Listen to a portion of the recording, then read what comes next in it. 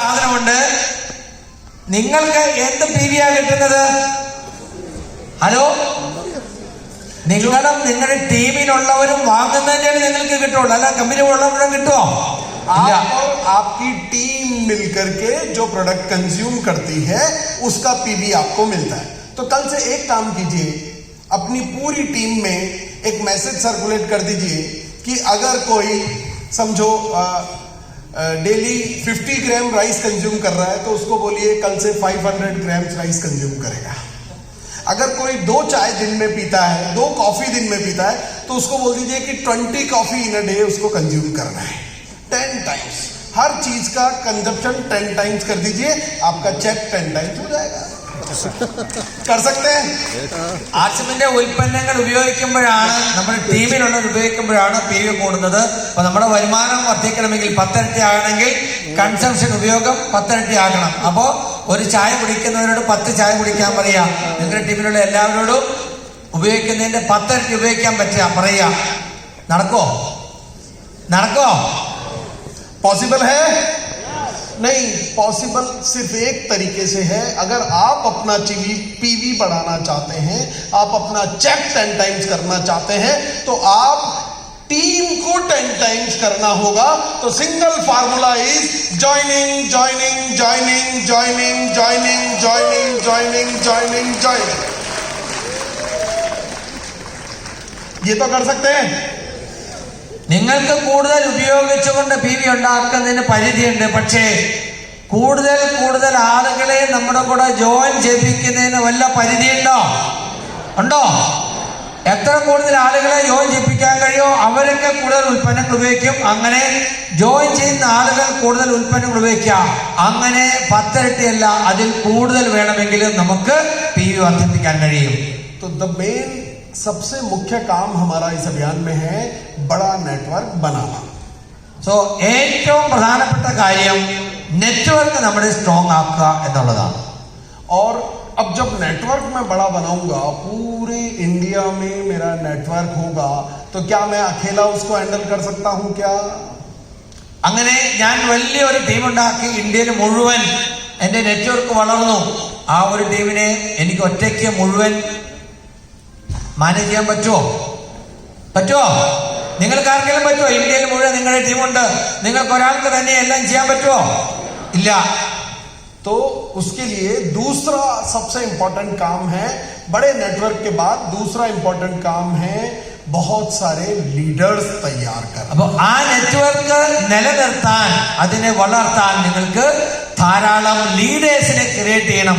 നിങ്ങളുടെ ടീമിൽ വന്നിട്ടുള്ള ആളുകളിൽ നിന്നല്ല, കഴിവുള്ള ആളുകളെ കണ്ടെത്തി അവരെ പ്രോത്സാഹിപ്പിച്ച് അവർക്ക് ട്രെയിനിങ് കൊടുത്ത് നല്ല മിടുക്കരായ ലീഡേഴ്സ് ആക്കി മാറ്റണം. अब जब लीडर्स डुप्लीकेट करने होते हैं ना, डुप्लीकेशन का बिजनेस है ना ये. The network marketing is the business of duplication. ഇത് ഡ്യൂപ്ലിക്കേഷന്റെ ബിസിനസ് ആണ് നെറ്റ്വർക്ക്, ആണോ? അപ്പോൾ ലീഡേഴ്സിനെ ഡ്യൂപ്ലിക്കേറ്റ് ചെയ്യണമെങ്കിൽ എന്ത് ചെയ്യണം? It's like a photocopy business. अगर ओरिजिनल कॉपी अच्छा होगा तो फोटोकॉपी भी, ओरिजिनल कॉपी खराब हुआ तो फोटोकॉपी खराब.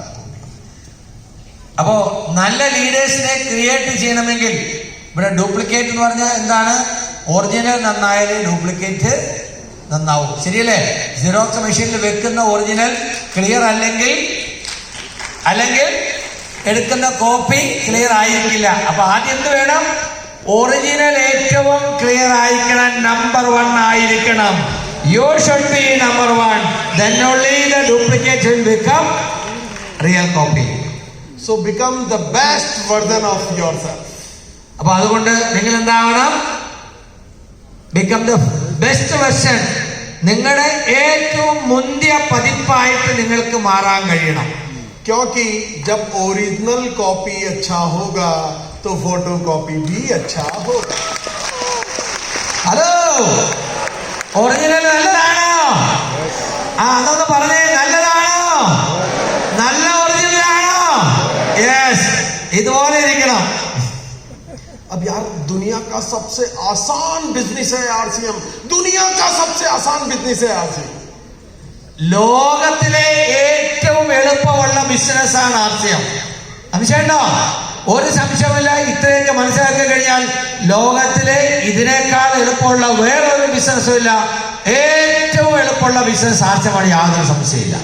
मेरे बहुत सारे बिजनेस हैं और अगर RCM से आसान अगर आपको कुछ लगता है तो मुझे बता देना, मैं वो भी कर लूंगा.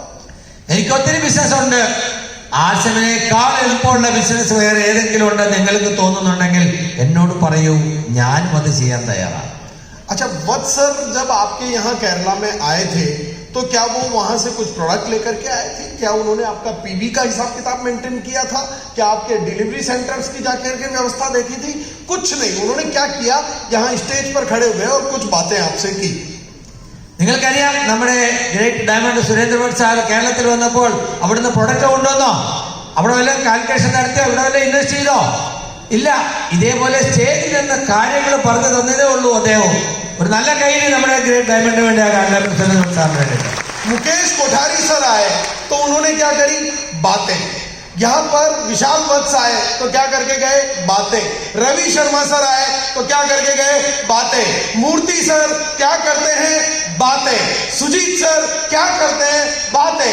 विनु सर क्या करते हैं, बातें. मैं यहाँ खड़ा हूं तो क्या कर रहा हूं, बात.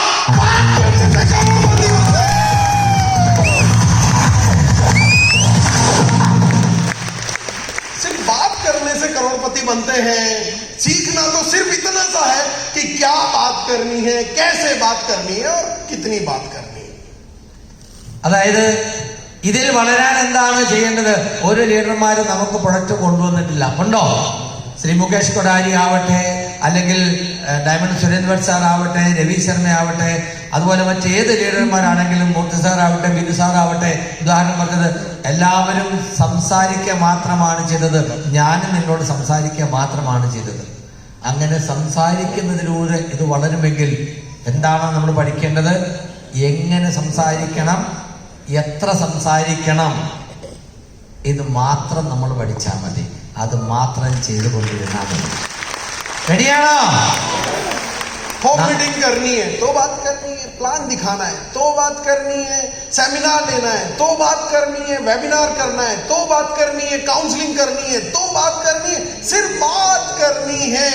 अगर उससे करोड़पति बना जाता है तो बनने में अपने बाप का क्या जाता है. അതായത് ഇങ്ങനെ വർത്താനം പറഞ്ഞ് മാത്രം കോടിപതിയാകാൻ ഒരു അവസരം ഉണ്ടെങ്കിൽ വർത്താനം പറയാൻ എന്തിനാ പഠിക്കുന്നത്? പ്രൊഡക്റ്റിനെ കുറിച്ച് പറയൂ, സിസ്റ്റത്തെ കുറിച്ച് പറയൂ, ലീഡർഷിപ്പിനെ കുറിച്ച് പറയൂ.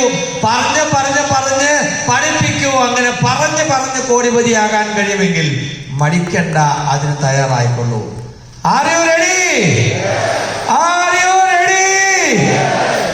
अच्छा बातें आदमी मुंह से करता है ना, और इस मुंह से वो निकलता है जो यहाँ दिमाग में फीड होता है ना. तो आपके दिमाग में जितना बेहतर डालेंगे उतना बेहतर आप यहां से डिलीवर कर पाएंगे. It's so simple. ഇത് ട്രാൻസ്ലേറ്റ് ചെയ്യേണ്ട കാര്യമില്ല, പറഞ്ഞു. എന്താണ് നമ്മൾ പറയുന്നത്? എന്താണ് നമ്മൾ പറയുന്നത്? നമ്മുടെ തലയ്ക്കകത്തുള്ള ചോദിക്കില്ലേ, നിന്റെ തലയ്ക്കകത്തൊന്നും ഇല്ലേ എന്ന് ചോദിച്ചിട്ടില്ലേ നിങ്ങളോടൊക്കെ സ്കൂളിൽ പഠിക്കുമ്പോ? നിന്റെ തലയ്ക്കകത്തൊന്നും ഇല്ലെന്ന് ചോദിക്കാറില്ലേ? തലയ്ക്കകത്തുള്ളതാണ് പുറത്തേക്ക് വരുന്നത്, ആണോ? അപ്പൊ തലയ്ക്കകത്തേക്ക് കുറച്ച് നല്ലത് ഇട്ട് കൊടുത്താൽ നല്ലത് വരും. और यहाँ पर डालने के लिए क्या करना होगा, आपको attend seminars regularly, attend webinars regularly and attend at least 2 LDP in a year. Yes sir. അതായത് സെമിനാറും വെബിനാറും ഒക്കെ മുടങ്ങാതെ അറ്റൻഡ് ചെയ്യാം. മുടങ്ങാതെ എത്ര കിട്ടും അത്ര കൂടുതൽ, അത് ഏത് തരത്തിലുള്ളതായിക്കോട്ടെ. അതുപോലെ കുറഞ്ഞത് 2 LDP എങ്കിലും ഒരു വർഷം അറ്റൻഡ് ചെയ്യണം, ലീഡർഷിപ്പ് ഡെവലപ്മെന്റ് പ്രോഗ്രാം.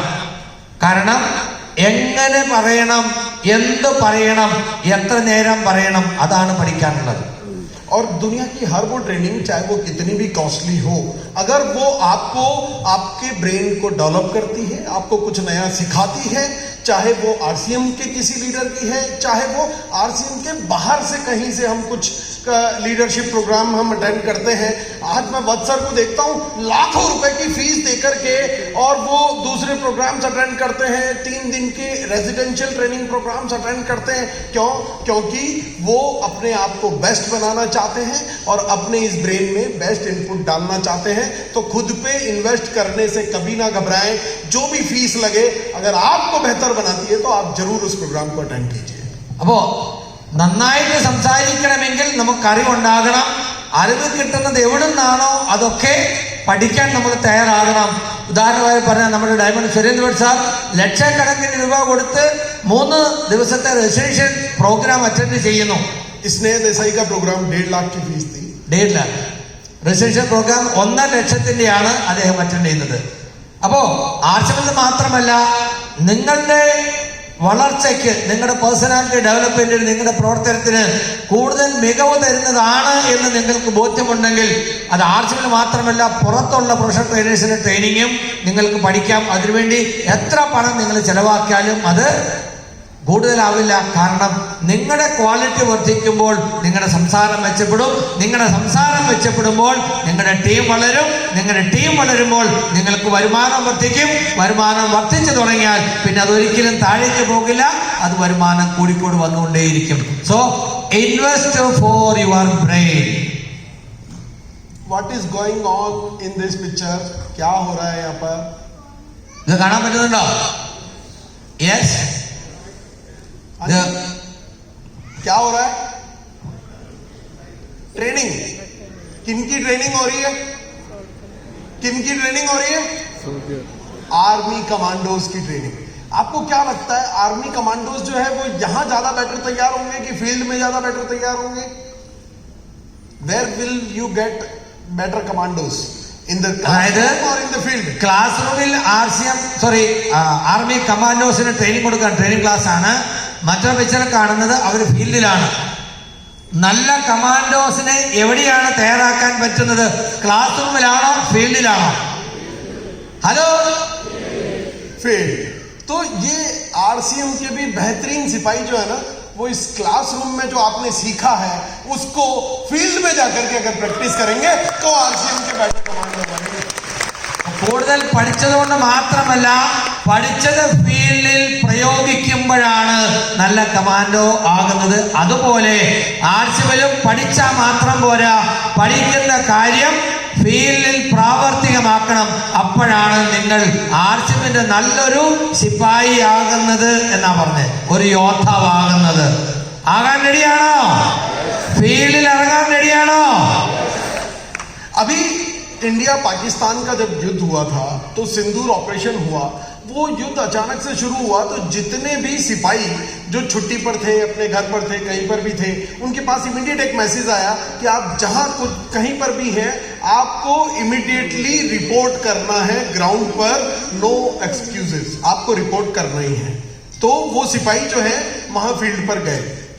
നമുക്കറിയാം, ഇപ്പോ ഓപ്പറേഷൻ സിന്ദൂർ ടൈമിൽ ഒരു എമർജൻസി ഡിക്ലെയർ ചെയ്തപ്പോൾ ലീവിന് പോയിരുന്ന എല്ലാ പട്ടാളക്കാർക്കും മെസ്സേജ് കിട്ടി, എത്രയും വേഗം തിരിച്ച് യൂണിറ്റിൽ റിപ്പോർട്ട് ചെയ്യുക.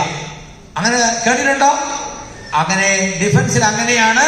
അത്യാവശ്യം വന്നാൽ നിങ്ങളുടെ ലീവ് ക്യാൻസൽ, എത്രയും വേഗം തിരിച്ചെത്തുക. वो जब फील्ड पर गए उसका एक वीडियो मैं आप लोगों को दिखाना चाहता हूं. Yes please play sir. അങ്ങനെ ആ ഫീൽഡിൽ പോയതിന്റെ ഒരു വീഡിയോ ഞാൻ കാണിക്കാൻ നിങ്ങൾക്ക് കാണണം.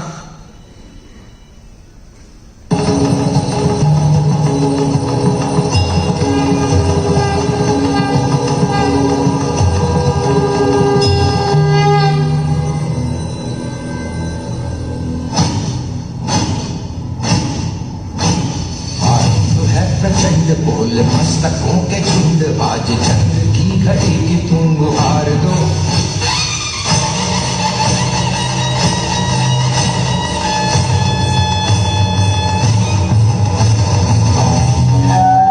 बोल मस्तकों के झुंड, बाज चंद्र की घड़ी की तुम गुहार दो. मान मान शान या की जान का हो दान, आज धनुष के बाण पे उतार दो. ये अपने पिता के गले लग कर के, माँ के गले लग कर के, बहन के गले लग कर के रो रहा है और पूरा गांव इन्हें छोड़ने के लिए एसी ऑफ करने के लिए आया है सर। ഇത് കണ്ടിട്ട് എന്താ മനസ്സിലായത്? എമർജൻസി ഡിക്ലെയർ ചെയ്തോ, ലീവിലുണ്ടായിരുന്ന പട്ടാളക്കാർ തിരിച്ച് എത്രയും വേഗം എത്താൻ പറയുമ്പോൾ സാധാരണ ലീവ് കഴിഞ്ഞ് പോകുന്ന പോലെയല്ല അവർ തിരിച്ചു പോകുന്നതിന്റെ രീതികളാണ് കാണുന്നത്. കാരണം തിരിച്ചു പോയാൽ തിരിച്ചു വരുന്നൊരു ഉറപ്പില്ല. ശരിക്കും പറഞ്ഞാൽ യാത്ര പറഞ്ഞു പോവുകയാണ്. സങ്കല്പിക്കാൻ പറ്റുമോ നമുക്ക് ആർക്കെങ്കിലും? यस। उसका एक छोटा सा बच्चा है जिसको अभी पापा बोलना भी नहीं आता, 2 महीने का वो बच्चा है। उस बच्चे को छोड़ करके वो बॉर्डर पे जा रहा है जहां से उसके जिंदा लौटने की कोई गारंटी नहीं है कि वो जिंदा आएगा या नहीं आएगा। शायद हो सकता है ये उसकी आखिरी मुलाकात अपने इस परिवार से हो। അവരെ കുറിച്ച് നോക്കിയാൽ 2 മാസം പ്രായമായ ഒരു കുഞ്ഞിനെ, അച്ഛനെ തിരിച്ചറിയാൻ പോലും പ്രായമാകാത്ത ഒരു കുഞ്ഞിനെ വിട്ടിട്ട് പോകുന്നു. അതുപോലെ കുടുംബാംഗങ്ങളെ എല്ലാവരെയും പിരിഞ്ഞു പോകുന്നു. ബോർഡറിലേക്ക് പോയാൽ തിരിച്ചു വരുമെന്ന് യാതൊരു ഉറപ്പുമില്ലാത്തൊരു പോക്കാണ്.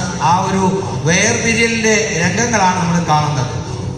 ये सब लोग इसलिए भावुक हैं क्योंकि ये जिन बच्चों को विदा कर रहे हैं, जिन अपनों को विदा कर रहे हैं, उनकी कोई गारंटी नहीं है कि वो जिंदा वापस आएंगे या नहीं।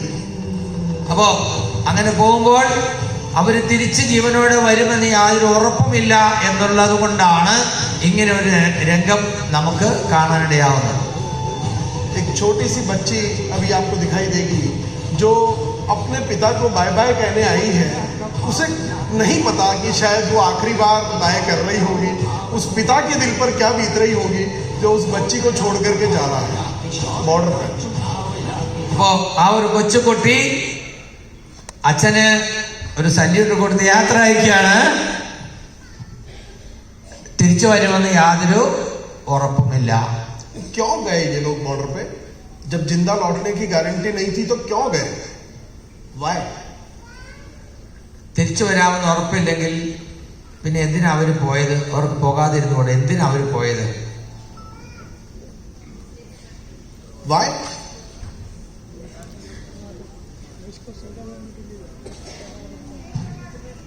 वो बॉर्डर पे गए और शायद उसमें से कुछ जिंदा वापस नहीं भी आए होंगे। इसीलिए आज आप और हम इस हॉल में जिंदा बैठे और हंसी खुशी सांस इस देश में। वो हमारे कुछ लगते भी नहीं, वो हमें जानते भी नहीं है, हम उन्हें जानते भी नहीं है, पर उन्होंने हमारे लिए जान दे दी, तब हम इस जिंदगी को ठीक से जी पा रहे हैं साथियों। അങ്ങനെ ഒരു സിറ്റുവേഷനിൽ അതുപോലെ ധാരാളം ആളുകൾ നമ്മുടെ ബോർഡർ അതിർത്തിയിൽ പോകുന്നത് കൊണ്ടാണ് നമ്മൾ സുരക്ഷിതരായി ഇവിടെ ഇരിക്കുന്നത്.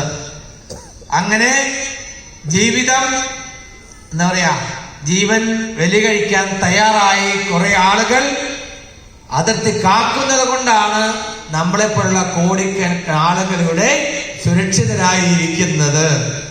ശരിയാണോ? वो हमारे कुछ नहीं है और जिंदा लौटेंगे इस बात की कोई गारंटी नहीं है, फिर भी वो हमारे लिए बॉर्डर पे चले गए।